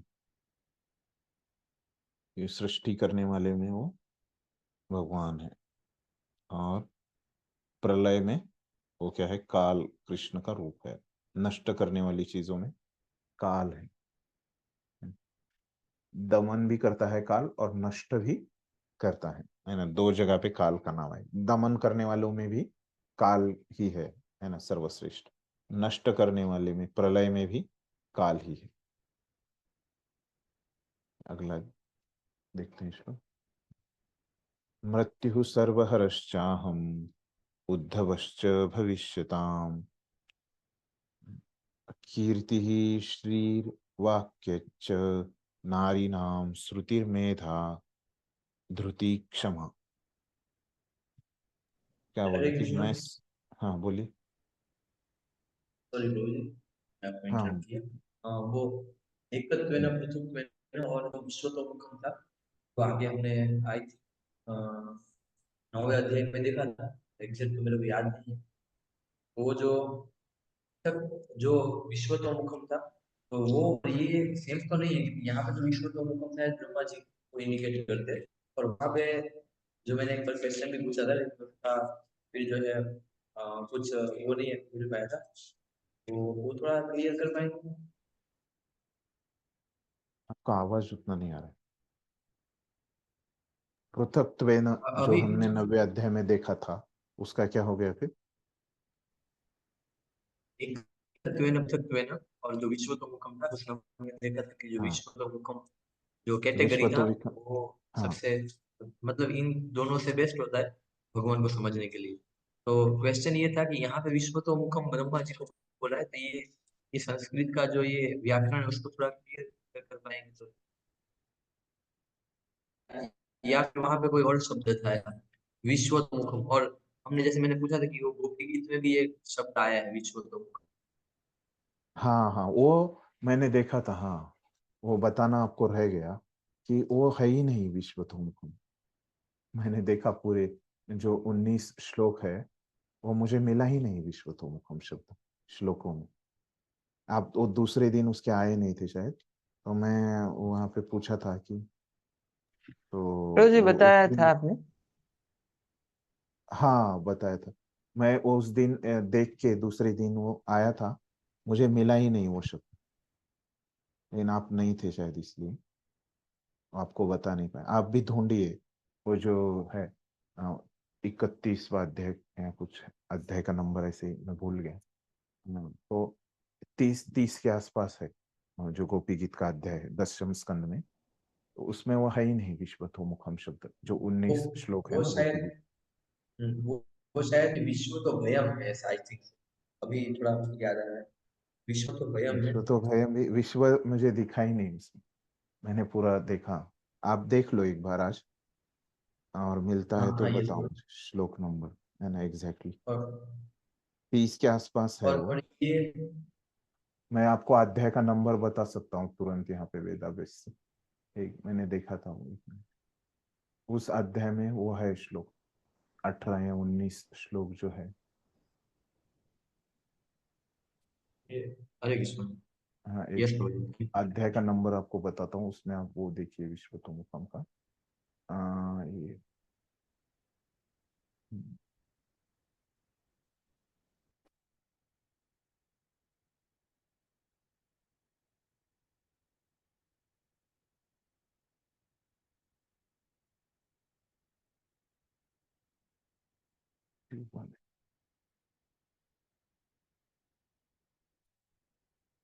31 है, 10.31 में हरे है। कृष्ण प्रभु जी। हाँ, 10.31.3 उसमें विश्व तो भयाद ये है। विश्व तो भयात है क्या? यस प्रभु जी। ठीक। तो वो तो अभी हो गया ना, अलग शब्द है ना विश्व तो भयात। वो अलग अभी शब्द है।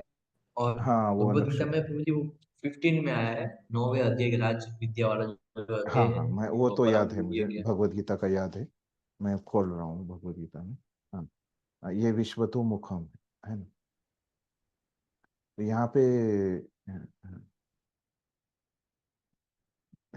विश्वतो मुखम, है ना, और मुख है ना। तो यहाँ पे कैसे है, विश्वतो मुख है ना, मतलब ये पुल्लिंग शब्द है ना।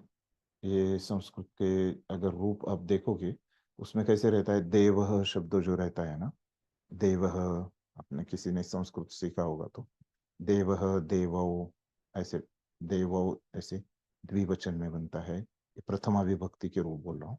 देवाः ऐसे अनेक वचन में बनता है।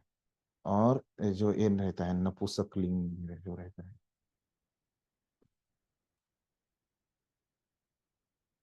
ये जो है विश्वतो मुखम है। तो नपुंसकलिंग में कैसे रहता है कि देव शब्द तो पुल्लिंग है, वो नपुंसकलिंग में नहीं चलेगा। तो नपुंसकलिंग में वैसे वन शब्द है, तो वनम ऐसे बनता है।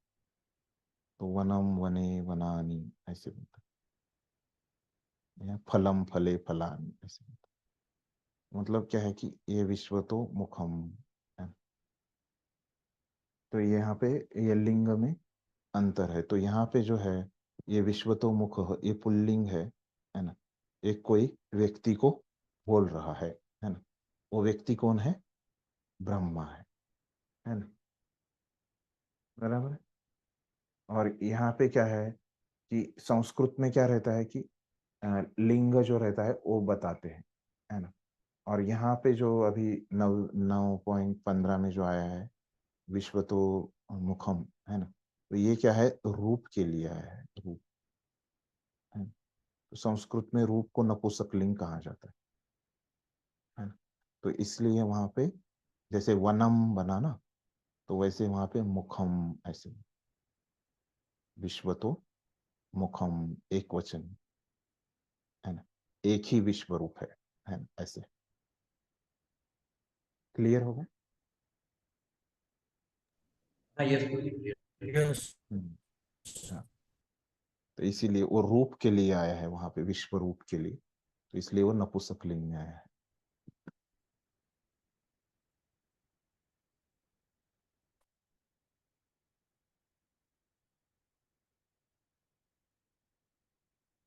ठीक है, कहाँ तक हो गया था मैं, ये हो गया था 33 तक। तो है 5 मिनट है, इसमें देखते। मृत्यु सर्वहरश्चाहम, हाँ, उद्धव भविष्य, ये पढ़ा था शायद, है। अभी अर्थ देखते हैं, मैं सर्वभक्षी मृत्यु हूँ, है ना, मृत्यु सर्वहरश्चाहम, मृत्यु के समय हरण करने वाला हूँ।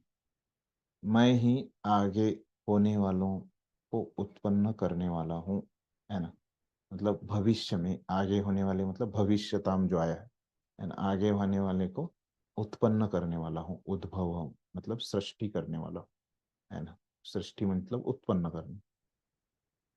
स्त्रियों में मैं कीर्ति, श्री, वाक, स्मृति, मेधा, धृति तथा क्षमा हूँ। तो जो इसके अभी दो तरह से इसको स्पष्ट किया है आचार्यों ने, इस पे दो तरह का स्पष्टीकरण है ना, कि स्त्रियों में मतलब ये स्त्रियों के जो गुण है ना, तो कीर्ति, श्री, है ना, वाक, स्मृति, मेधा, धृति तथा क्षमा, है ना। तो इसमें क्या है कि अ, ये सब स्त्रियों के जो गुण हैं वो मैं हूँ, इस प्रकार से भगवान बोल रहे, जो उनमें अच्छे गुण रहते हैं, है ना। तो स्त्रियों में बहुत सारे गुण रहते हैं, है ना, लेकिन ये जो प्रमुख गुण है ना स्त्रियों में, वो मैं हूँ, है ना, ऐसे बोल रहे भगवान। एक ही गुण उनमें प्रमुख नहीं है, अच्छा गुण, तो बहुत सारे उनमें अच्छे गुण है, वो बोल रहे कि वो मैं हूँ, है ना, ये एक स्पष्टीकरण है। और ऐसे है कि जो गुण है ना, तो उसमें ऐसे बोला जाता है, नहीं ठीक है, अ, यहाँ पे तो ये अर्थ है, जब आएगा तो हम देखते हैं उससे दूसरा जो स्पष्टीकरण है ना, ये तो कंफ्यूज करने की आवश्यकता नहीं है ना। तो ये है कि स्त्रियों में जो अच्छे गुण है ना, यहाँ पे जिस प्रकार प्रभुपाद ने भाषांतर लिखा है, तो अभी हम यही देखते हैं, है ना। एक स्पष्ट है भाषांतर।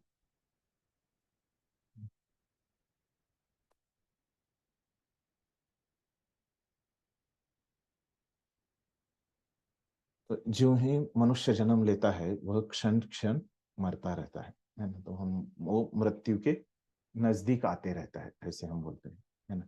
इस प्रकार मृत्यु समस्त जीवों का हर क्षण भक्षण करती रहती है, किंतु अंतिम आघात, है ना, मृत्यु कहलाता है। यह मृत्यु कृष्ण ही है। जहां तक भावी विकास का संबंध है, सारे जीवों में 6 परिवर्तन होते रहते हैं। ये मृत्यु के बारे में कैसे कृष्ण मृत्यु है। तो ये इसमें अंत वाला छठा जो है वो क्या है, समाप्त हो जाते हैं मृत्यु। इन 6 परिवर्तनों में पहला गर्भ से मुक्ति है और यह कृष्ण है।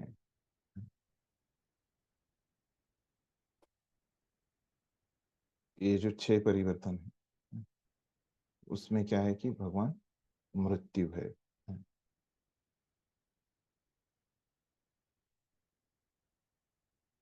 समुत्पत्ति ही भावी कार्यों का शुभारंभ है। ठीक।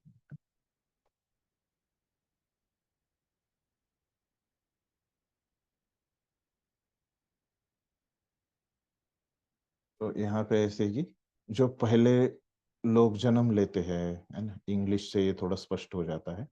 First generation is the beginning of future activities, है ना। तो पहले जो जन्म लेंगे, पहली जो पीढ़ी है ना, वही अगले पीढ़ियों की क्या रहती है, शुरुआत रहती है ना। तो ये भाव है ना। तो आगे होने वाले को उत्पन्न करने वाला हूँ, है ना। तो भगवान क्या है कि पहले है, सबसे पहले आदि है ना। तो ये उनके बाद में आने वाले को सबसे उनसे ही उत्पन्न होते हैं, है ना। तो ये भाव है ना। तो इसलिए वो बोल रहे कि जो आगे आने वाले हैं उनको मैं उत्पन्न करने वाला हूँ, है ना। क्लियर हो गया ये? तो हिंदी में थोड़ा स्पष्ट नहीं है ना, लेकिन अभी समझ में आता होगा आपको बताया तो। ठीक। तो यहाँ जिन 7 ऐश्वर्यों का उल्लेख है ना, वे स्त्रीवाचक है ना। तो ये अभी दूसरा बात बता रहे है ना। तो पहले भाषांतर में क्या बताया था कि वो स्त्री में के गुण है ना, जैसे बताया स्त्रियों में, है ना। तो स्त्री के अंदर ये गुण मैं हूँ, ऐसे बताया। तो अभी यहाँ पे बोल रहे कि ये स्त्रीवाचक है। कीर्ति, श्री, वाक, स्मृति, मेधा, धृति, क्षमा, है ना। स्त्रीवाचक मतलब क्या, ये जो शब्द है वो क्या है, स्त्रीलिंग है ना। 3 जो लिंग रहते हैं, है ना, उसमें ये स्त्रीलिंगी शब्द है। यदि किसी व्यक्ति के पास ये सभी या इनमें से कुछ ही होते हैं तो वह यशस्वी होता है। तो ये अभी दूसरा स्पष्टीकरण दिया है प्रभुपाद ने ही खुद, है ना। भाषांतर में एक दिया उन्होंने कि ये क्या बताया कि ये स्त्रियों के अंदर के गुण है ना। और अभी बता रहे तात्पर्य में कि कैसे बहुत सारे गुण रहते हैं एक व्यक्ति में, है ना। कुछ गुण पुल्लिंगी रहते हैं, कुछ गुण स्त्रीलिंगी रहते हैं, कुछ गुण नपुंसकलिंगी, है ना। तो ये जो स्त्रीलिंगी गुण है, 7 गुण, है ना, तो ये भगवान है ना। वो जो जिससे वो व्यक्ति यशस्वी हो जाता है, ये भगवान के प्रतिनिधि। यदि कोई मनुष्य धर्मात्मा है तो वह यशस्वी होता है। संस्कृत पूर्ण भाषा है, यह अत्यंत यशस्विनी है। संस्कृत कैसे यशस्वी है?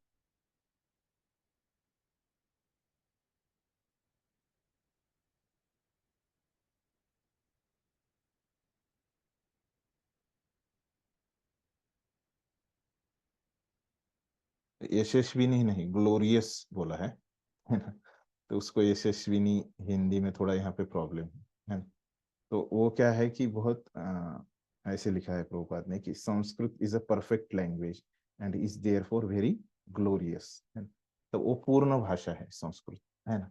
तो इसीलिए वो क्या है कि वो ग्लोरियस मतलब उसको क्या बोलेंगे, यशस्वी नहीं बोलेंगे, है ना। यशस्वी सक्सेस, यश सक्सेसफुल रहेगा तो यशस्वी यशस्वी बोलेंगे। ग्लोरियस मतलब उसके लिए थोड़ा सा अलग ही शब्द रहेगा हिंदी में।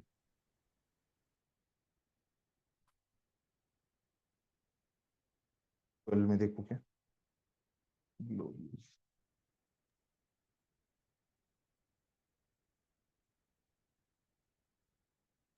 यशस्वी दिया है, पता नहीं, महान, हाँ महान शब्द है, ग्लोरियस मतलब महान है। यशस्वी भी डिक्शनरी में है, लेकिन वो उतना मैच नहीं खाता हो, सक्सेस और यश, है ना, उतना वो नहीं। महान शब्द अच्छा लगता है ना, ग्लोरियस को, इसलिए वो भाषा महान है, पूर्ण भाषा है ना? महान, अच्छा, ठीक है, आगे। यदि कोई पढ़ने के बाद विषय को स्मरण रख सकता है तो उसे उत्तम स्मृति मिली होती है। तो अभी ये यहाँ पे बोल रहे हैं कि कीर्ति के बारे में मैंने बताया कि कैसे अगर कोई धर्म का पालन करता है तो वो कैसे रहता है, उसका यशस्वी मतलब उसको कीर्ति रहती है ना, वो फेमस रहता है ना, फेम, कीर्ति मतलब फ्रेम, फेम, है ना। और फिर वो बता रहे कि अभिस्मृति के बारे में, है ना, श्री के बारे में नहीं बताया उन्होंने, है ना। तो तो अभी इसके बारे में बता रहे हैं, किसके, स्मृति, वाक के बारे में बताया, संस्कृत के बारे में, वाणी, है ना, वो महान वाणी, वाक, भाषा, है ना, वाक मतलब भाषा, उसके बारे में बताया। फिर विस्मृति के बारे में, कोई अगर याद रख पाता है तो उसको बहुत अच्छी स्मृति है। केवल अनेक ग्रंथों को पढ़ना पर्याप्त नहीं होता, उन्हें समझकर आवश्यकता पड़ने पर उनका प्रयोग मेधा में या बुद्धि कहलाती है। मेधा, है ना, मेधा क्या रहता है यह भी समझा रहे प्रभुपाद, वो 7 गुण क्या क्या है ना। तो कीर्ति उन्होंने समझाया, वाक समझाया, स्मृति समझाया, कैसे याद रखना, मेधा मतलब क्या, बुद्धि, है। तो ये जो समझने की जो शक्ति है उसको मेधा बोलते हैं, है ना? ग्रंथ शास्त्रों को जो समझने की शक्ति है उसको मेधा बोलते हैं, बुद्धि, है ना। फिर अभी यह दूसरा ऐश्वर्य है, अस्थिरता पर विजय प्राप्त करना, ध्रुति या दृढ़ता, ध्रुति मतलब क्या, दृढ़ता, है ना। वो व्यक्ति क्या रहता है, जो अच्छा गुण वाला है, जिसके पास ये गुण है, ध्रुति का गुण, वो क्या रहता है, दृढ़ रहता है ना, ध्रुव महाराज के जैसा, है ना, अपने इरादों में दृढ़ रहता है ना? पूर्णतया योग्य होकर यदि कोई विनीत भी हो और सुख तथा दुख में समभाव से रहा हो तो यह ऐश्वर्य क्षमा कहलाता है। ध्रुति हो गया, क्षमा, है ना। तो क्षमा में बोल रहे कि हमको पता है कि क्षमा मतलब क्या है कि आ, इसको बोलते हैं कि ये ये उत्साह, निश्चय, धैर्य, है ना। एक क्षमा को धैर्य बोलते हैं, है ना, ये क्षमा, है ना। ये क्षमा का अर्थ यहाँ पे ये नहीं, जो हम क्षमा माफ करते हैं वो नहीं है ना। तो इस क्षमा का अर्थ इसका क्या है यहाँ पे, धैर्य, पेशेंस, है ना, पेशेंस ये अर्थ है ना। तो ये पेशेंस मतलब धैर्य मतलब क्या है, ये धैर्य मतलब क्या रहता है कि कुछ भी परिस्थिति आए, है ना, कभी सुख आएगा कभी दुख आएगा, उसको हम बोलते हैं ना, धैर्य से आपने उसका मुकाबला किया, है ना। जो भी आपके जीवन में आप बहुत धैर्यवान हो, है ना। तो एक क्षमा का अर्थ यहाँ पे धैर्य है, धैर्य, पेशेंस, उत्साह, निश्चय, धैर्य वाला धैर्य है ये, ठीक है। यहाँ पे श्री नहीं, बस प्रभुपाद ने, तो हमको पता है कि श्री मतलब क्या रहता है, संपत्ति, लक्ष्मी, है। आचार्य इसके बारे में क्या बोलते हैं,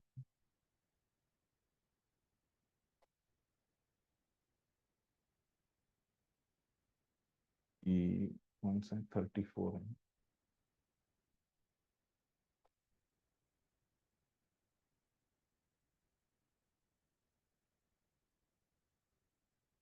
मृत्यु के समय क्या होता है, सब कुछ हम भूल जाते हैं।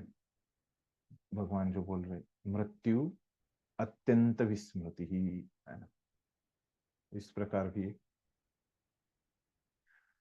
तो भगवान मृत्यु के समय पूरा स्मरण शक्ति ले लेते हैं।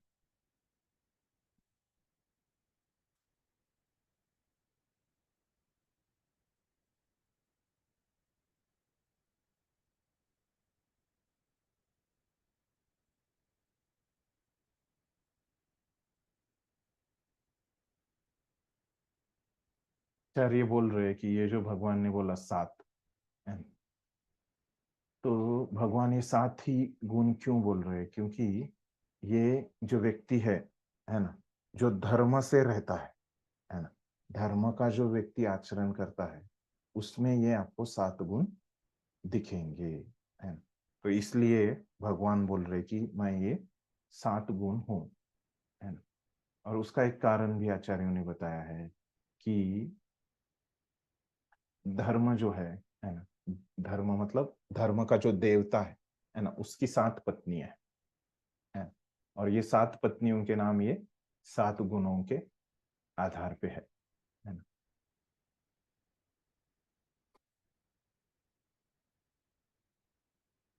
ठीक। तो ये इसलिए ये जो व्यक्ति के पास ये गुण रहते हैं, 7 गुण, वो व्यक्ति क्या रहता है? धर्मात्मा रहता है।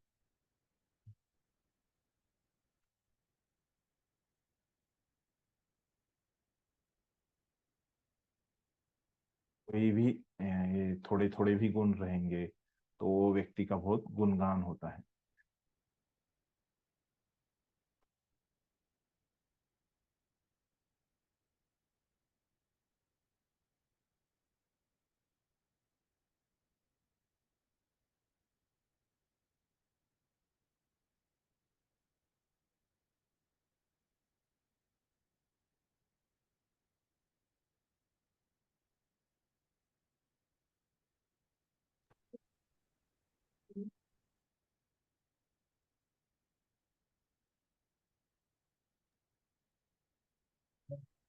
तो